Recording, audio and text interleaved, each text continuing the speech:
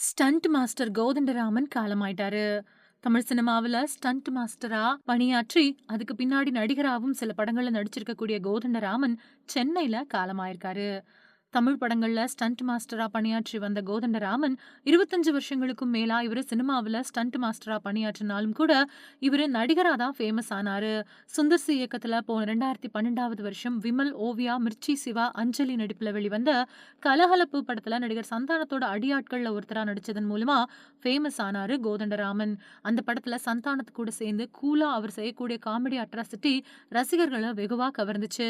குறிப்பா ஆத்துல குளிக்கும்போது அஞ்சலி தொலைஞ்சு போக, அவங்கள தேடும்போது அம்மாவ பிடிச்சுட்டேன் அப்படின்னு சொல்லி சந்தானத்த தண்ணீல இருந்து கோதண்டராமன் தூக்கக்கூடிய காட்சி எப்ப பார்த்தாலும் சலிக்காத ஒண்ணு. இப்படி ஒரு மாஸ்டர் பீஸ் படத்துல நடிச்ச கோதண்டராமன் அதுக்கு பின்னாடியும் சில படங்கள்ல நடிச்சாரு.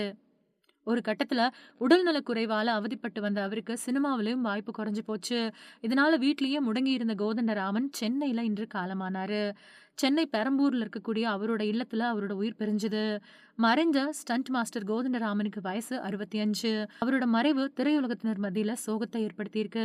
ஸ்டண்ட் மாஸ்டரும் நடிகருமான கோதண்டராமனோட உடல் பெரம்பூர்ல இருக்கக்கூடிய அவரோட இல்லத்துல அஞ்சலிக்காக வைக்கப்பட்டிருக்கு.